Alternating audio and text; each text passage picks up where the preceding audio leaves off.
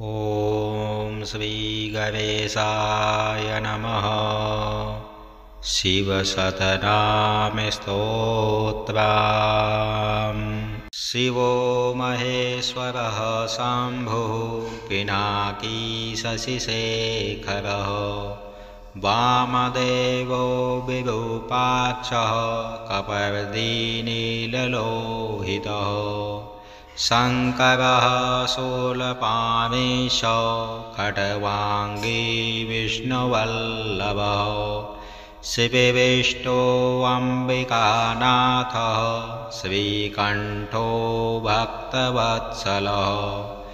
भवः सर्वस्त्रिलोकेशः श्रुतिकण्ठः शिवाप्रियः।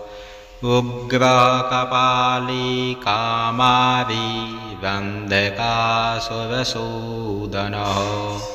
गङ्गाधरो ललाटाक्षः कालकालः कृपानिधिः।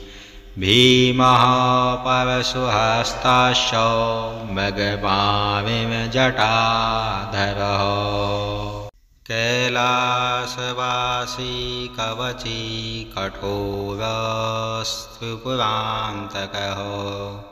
वृषाङ्की वृषभारूढो भस्मोद्धूलितविग्रहः। सामप्रियः स्वरमयस्त्रिमूर्तिरनीश्वरः।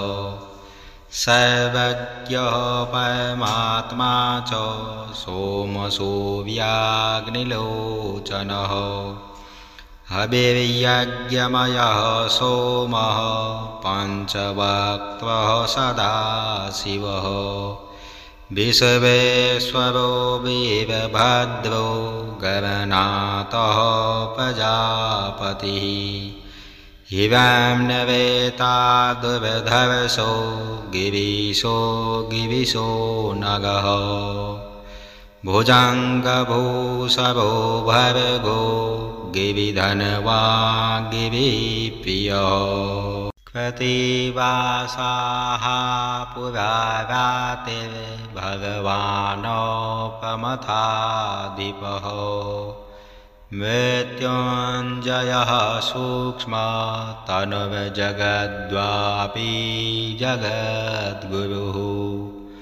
व्योमकेशो महासेनो जनकशारुविक्रमः। रुद्रो भूतपतिः स्थाणु रहिर्बुधन्यो दिगम्बरः। अष्टमूर्तिरनेकात्मा सात्विकः शोद्धविग्रहः। शाश्वतः खण्डपरशु रजः पाशविमोचनः। मृडः पशुपतिर्देवो महादेवो अव्ययो हरिः। पुष्पदन्तभिदव्यग्रो दक्षाध्वरहरो हरः। भगने त्वभिद्व्यक्तः सहस्राक्षः सहस्रपात्। अपवर्गपदो अनन्तो स्तारकः परमेश्वरः।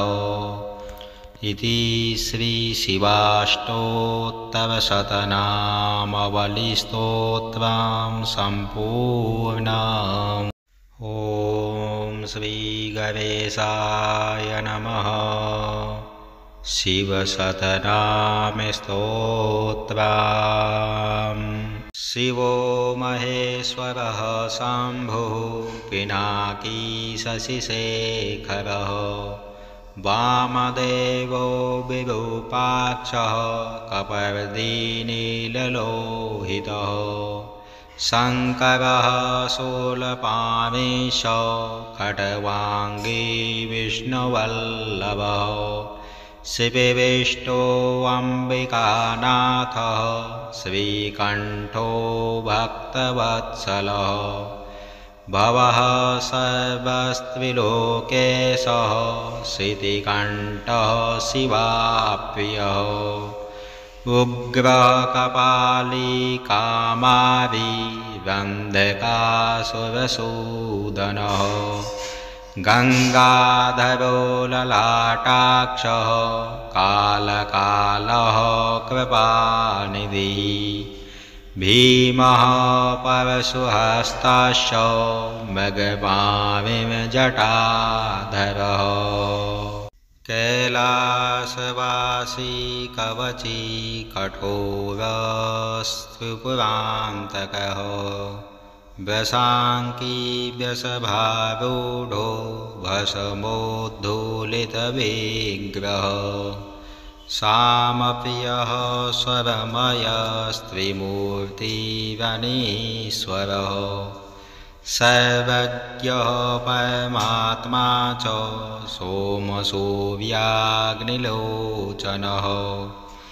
हविर्यज्ञमयः सोमः पञ्चवक्त्रः सदाशिवः विश्वेश्वरो वीरभद्रो गणनाथः प्रजापतिः हिरण्यवेतादुर्धर्षो गिरीशो गिरिशो नगः भुजङ्गभूषभो भर्गो गिरिधनवान् गिरिप्रियः कृत्तिवासाः पुरारातिर्भगवान् प्रमथाधिपः मृत्युञ्जयः सूक्ष्मतनुर्जगद्वापि जगद्गुरुः व्योमकेशो महासेनो जनकशारुविक्रमः रुद्रो भूतपतिः स्थाणु रहिर्बुधन्यो दिगम्बरः अष्टमूर्तिरनेकात्मा सात्विकः शोद्धविग्रहः शाश्वतः खण्डपरशु रजः पाशविमोचनः मृडः पशुपतिर्देवो महादेवो अव्ययो हरिः पुष्पदन्तभिदव्यग्रो दक्षाध्वरहरो हरः भगने त्वभिद्व्यक्तः सहस्राक्षः सहस्रपात् अपवर्गपदो अनन्तो स्तारकः परमेश्वरः इति श्रीशिवाष्टोत्तरशतनामावलीस्तोत्रं सम्पूर्णम्। ॐ श्रीगणेशाय नमः। शिवशतनामस्तोत्रम्। शिवो महेश्वरः शम्भुः पिनाकी शशिशेखरः वामदेवो विरूपाक्षः कपर्दीनीललोहितः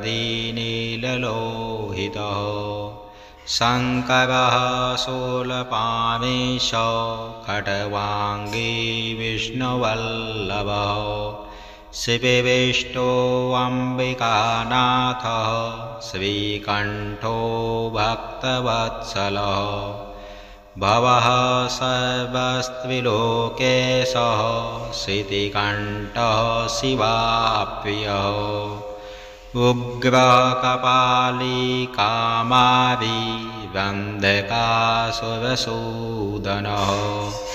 गङ्गाधरो ललाटाक्षः कालकालः कृपानिधि भीमः परशुहस्तश्च मृगपाविमजटाधरः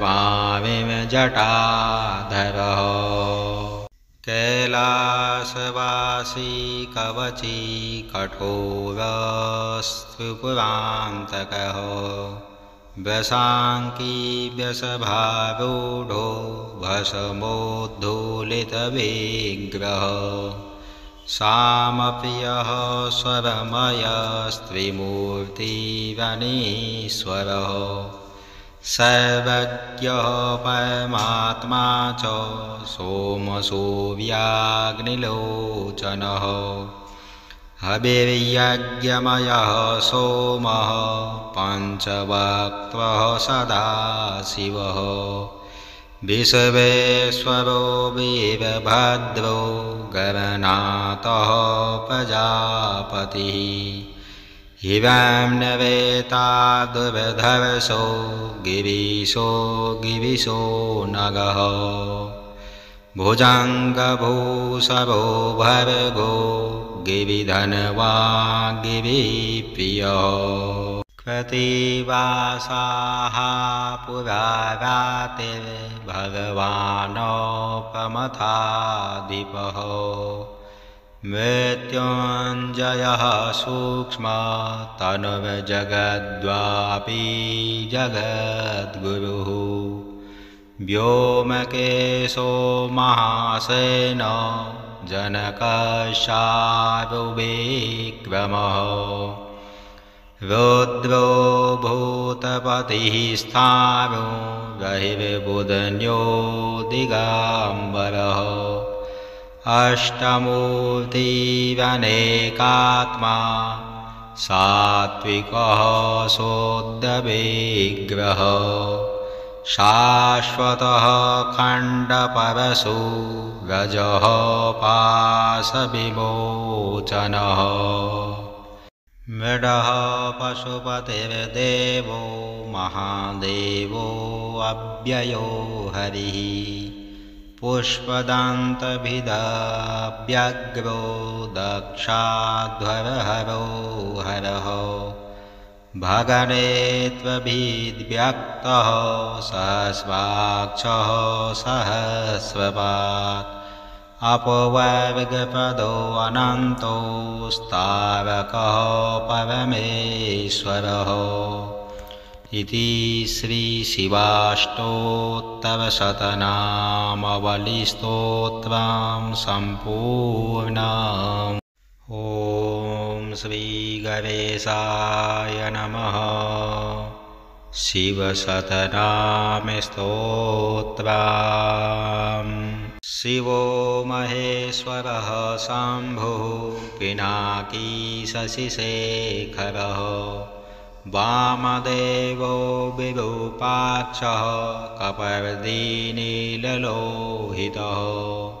शङ्करः शूलपाणिश्च खट्वाङ्गी विष्णुवल्लभः शिवविष्टो अम्बिकानाथः श्रीकण्ठो भक्तवत्सलः भवः सर्वस्त्रिलोकेशः श्रुतिकण्ठः शिवाप्रियः उग्रकपाली कामारी वन्धकासुरसूदनः गङ्गाधरो ललाटाक्षः कालकालः कृपानिधिः भीमः परशुहस्तश्च मृगपाणिर्जटाधरः कैलासवासी कवची कठोरस्त्रिपुरान्तकः वशाङ्की वृषभारूढो भस्मोद्धूलितविग्रहः सामप्रियः स्वरमयस्त्रिमूर्तिरनीश्वरः सर्वज्ञः परमात्मा च सोमसूर्याग्निलोचनः हविर्यज्ञमयः सोमः पञ्चवक्त्रः सदाशिवः विश्वेश्वरो वीरभद्रो गणनाथः प्रजापतिः हिरण्यवेतादुर्धर्षो गिरिशो नगः भुजङ्गभूषभो भर्गो गिरिधनवान् गिरिप्रियः कृत्तिवासाः पुरा रातिर्भगवान् प्रमथाधिपः मृत्युञ्जयः सूक्ष्मतनुर्जगद्वापि जगद्गुरुः व्योमकेशो महासेनो जनकशार्दूलविक्रमः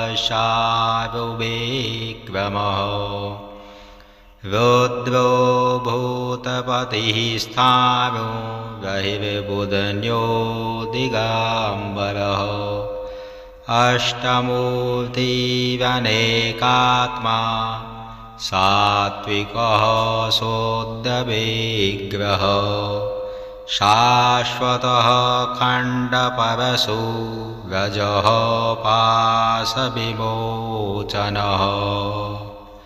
मृडः पशुपतिर्देवो महादेवो अव्ययो हरिः पुष्पदन्तभिदव्यग्रो दक्षाध्वरहरो हरः भगने त्वभिद्व्यक्तः सहस्राक्षः सहस्रपात् अपवर्गपदो अनन्तो स्तारकः परमेश्वरः इति श्रीशिवाष्टोत्तरशतनामावलीस्तोत्रं सम्पूर्णम्।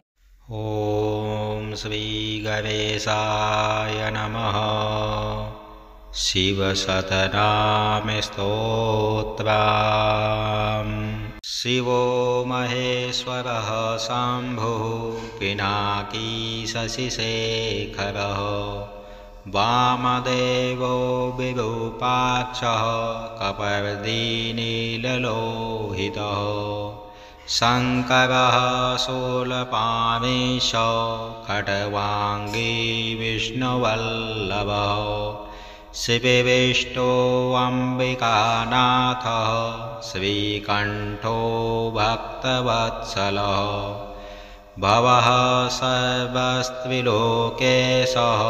श्रुतिकण्ठः शिवाप्रियः उग्रकपाली कामारी वन्धकासुरसूदनः गङ्गाधरो ललाटाक्षः कालकालः कृपानिधिः भीमः परशुहस्तश्च मृगपाणिर्जटाधरः कैलासवासी कवची कठोरस्त्रिपुरान्तकः वशाङ्की वृषभारूढो भस्मोद्धूलितविग्रहः सामप्रियः स्वरमयस्त्रिमूर्तिरनीश्वरः सर्वज्ञः परमात्मा च सोमसूर्याग्निलोचनः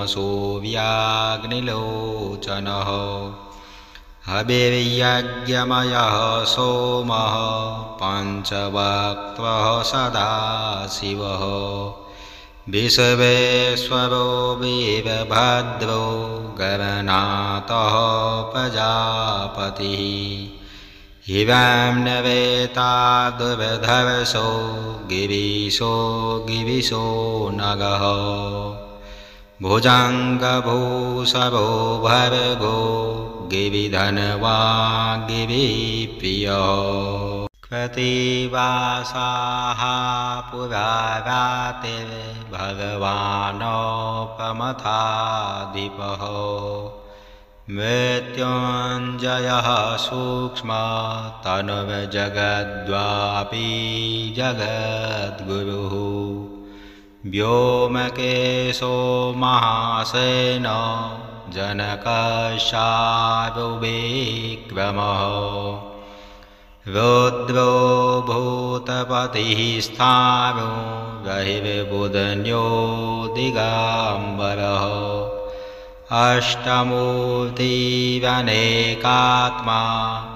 सात्विकः शुद्धविग्रहः शाश्वतः खण्डपरशु रजः पाशविमोचनः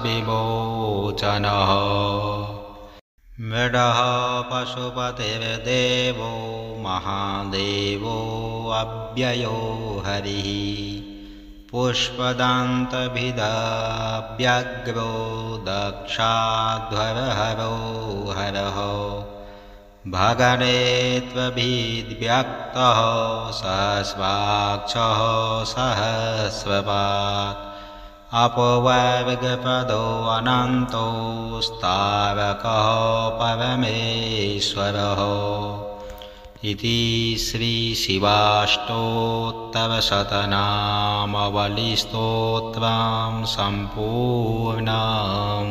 ॐ श्रीगणेशाय नमः। शिवशतनामस्तोत्रम्। शिवो महेश्वरः शम्भुः पिनाकी शशिशेखरः वामदेवो विरूपाक्षः कपर्दीनीललोहितः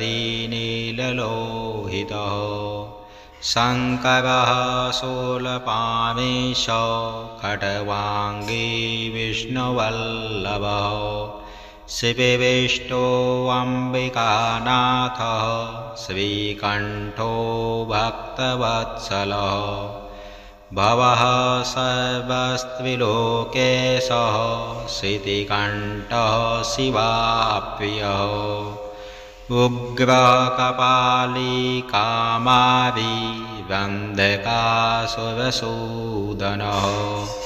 गङ्गाधरो ललाटाक्षः कालकालः कृपानिधिः भीमः परशुहस्तश्च मृगपाणिर्जटाधरः कैलासवासी कवची कठोरस्त्रिपुरान्तकः वशाङ्की वृषभारूढो भस्मोद्धूलितविग्रहः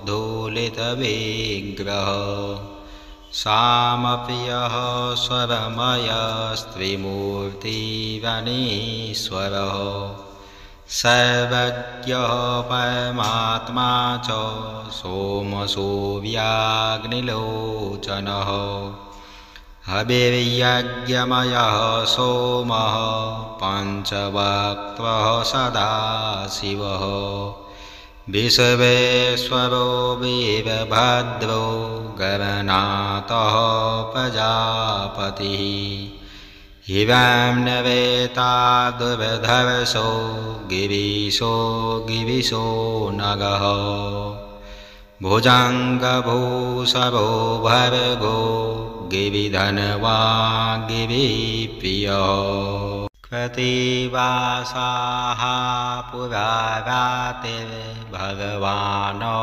प्रमथाधिपः मृत्युञ्जयः सूक्ष्मतनुर्जगद्वापी जगद्गुरुः व्योमकेशो महासेनो जनकशारुविक्रमः रुद्रो भूतपतिः स्थाणु गहिर्बुधन्यो दिगम्बरः अष्टमूर्तिरनेकात्मा सात्विकः शोद्धविग्रहः शाश्वतः खण्डपरशु गजः पाशविमोचनः मृडः पशुपतिर्देवो महादेवो अव्ययो हरिः पुष्पदान्तभिदव्यग्रो दक्षाध्वरहरो हरः भगने त्वभिद्व्यक्तः सहस्राक्षः सहस्रपात् अपवर्गपदो अनन्तो स्तावकः परमेश्वरः इति श्रीशिवाष्टोत्तरशतनामावलीस्तोत्रं सम्पूर्णम्। ॐ श्रीगणेशाय नमः। शिवशतनामस्तोत्रम् शिवो महेश्वरः शम्भुः पिनाकी शशिशेखरः वामदेवो विरूपाक्षः कपर्दी नीललोहितः शङ्करः शूलपाणिश खड्वाङ्गी विष्णुवल्लभः शिवविष्टो अम्बिकानाथः श्रीकण्ठो भक्तवत्सलः भवः सर्वस्त्रिलोकेशः श्रुतिकण्ठः शिवाप्रियः उग्रकपाली कामारी वन्धकासुरसूदनः गङ्गाधरो ललाटाक्षः कालकालः कृपानिधिः भीमः परशुहस्तश्च मृगपाविमजटाधरः कैलासवासी कवची कठोरस्त्रिपुरान्तकः वशाङ्की वृषभारूढो भस्मोद्धूलितविग्रहः सामप्रियः स्वरमयस्त्रिमूर्तिरनीश्वरः सर्वज्ञः परमात्मा च सोमसूर्याग्निलोचनः हविर्यज्ञमयः सोमः पञ्चवक्त्रः सदाशिवः विश्वेश्वरो वीरभद्रो गणनाथः प्रजापतिः हिरण्यवेतादुर्धर्षो गिरीशो गिरिशो नगः भुजङ्गभूषभो भर्गो गिरिधनवा गिरिप्रियः कृत्तिवासाः पुरा रातिर्भगवान्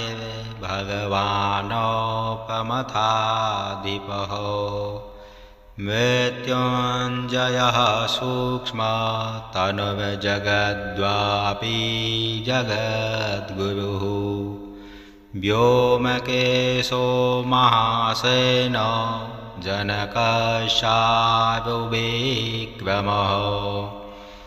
रुद्रो भूतपतिः स्थाणु रहिर्बुधन्यो दिगम्बरः अष्टमूर्तिरनेकात्मा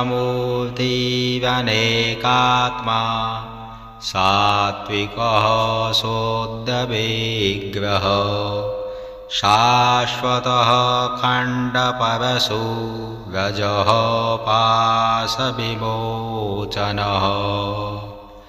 मृडः पशुपतिर्देवो महादेवो अव्ययो हरिः पुष्पदन्तभिदव्यग्रो दक्षाध्वरहरो हरः भगने त्वभिद्व्यक्तः सहस्राक्षः सहस्रपात् अपवर्गपदो अनन्तो स्तारकः परमेश्वरः इति श्रीशिवाष्टोत्तरशतनामावलिस्तोत्रं सम्पूर्णम्।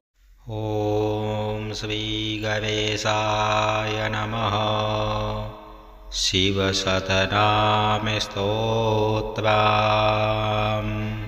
शिवो महेश्वरः शम्भुः पिनाकी शशिशेखरः वामदेवो विरूपाक्षः कपर्दी नीललोहितः शङ्करः शूलपाणिश खड्वाङ्गी विष्णुवल्लभः शिवविष्टो अम्बिकानाथः श्रीकण्ठो भक्तवत्सलः भवः सर्वस्त्रिलोकेशः श्रुतिकण्ठः शिवाप्रियः उग्रकपाली कामारी वन्धकासुरसूदनः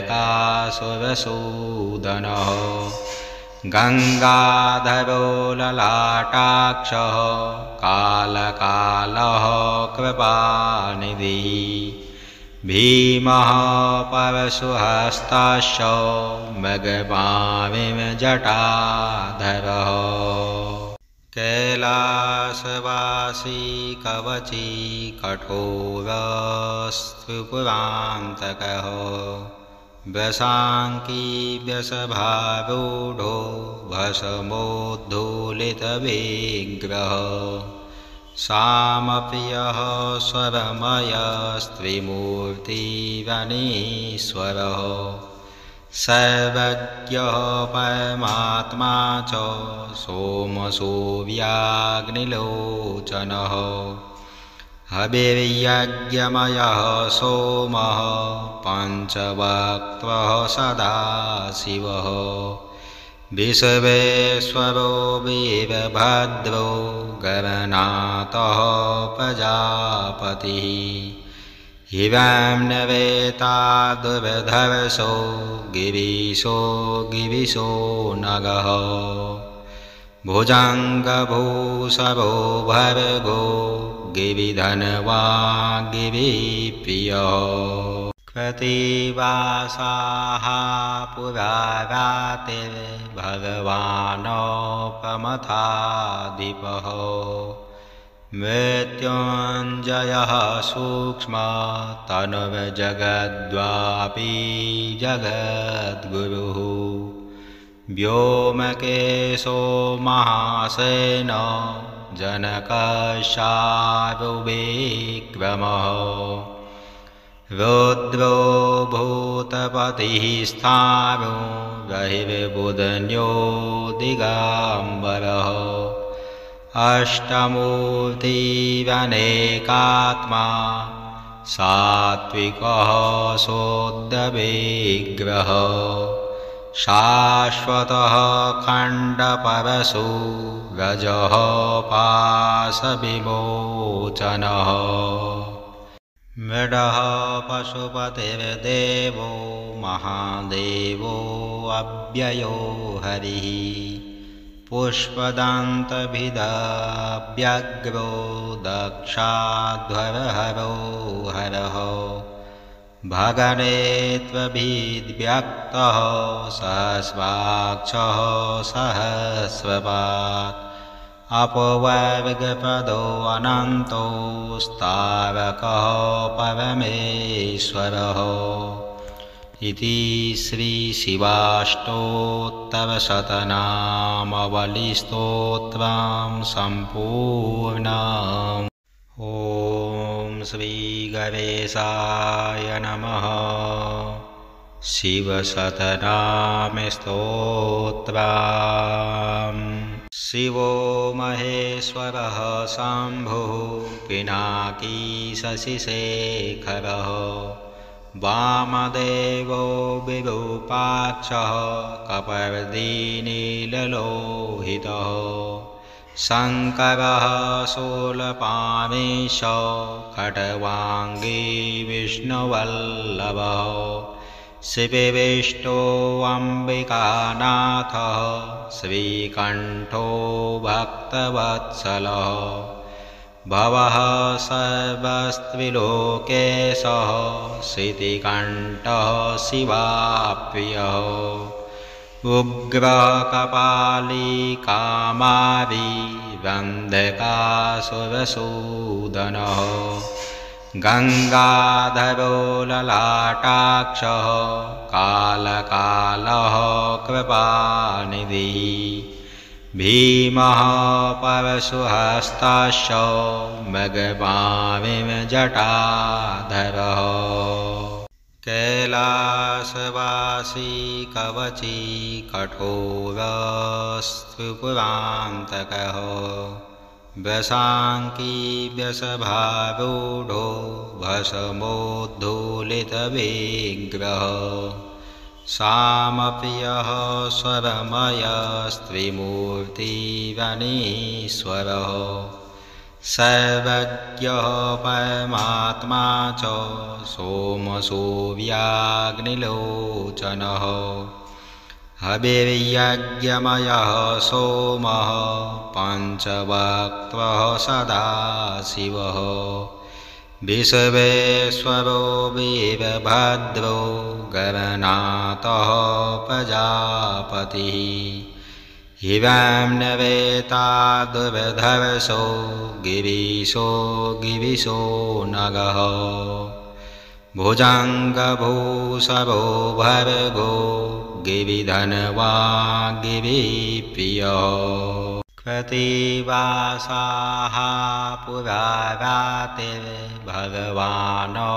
प्रमथाधिपः मृत्युञ्जयः सूक्ष्मतनुर्जगद्वापि जगद्गुरुः व्योमकेशो महासेनो जनकशार्दूलविक्रमः रुद्रो भूतपतिः स्थाणु रहिर्बुधन्यो दिगम्बरः अष्टमूर्तिरनेकात्मा सात्विकः शुद्धविग्रहः शाश्वतः खण्डपरशु रजः पाशविमोचनः मृडः पशुपतिर्देवो महादेवो अव्ययो हरिः पुष्पदन्तभिदव्यग्रो दक्षाध्वरहरो हरः भगने त्वभिद्व्यक्तः सहस्राक्षः सहस्रपात् अपवर्गपदो अनन्तो स्तारकः परमेश्वरः इति श्रीशिवाष्टोत्तरशतनामावलिस्तोत्रं सम्पूर्णम्।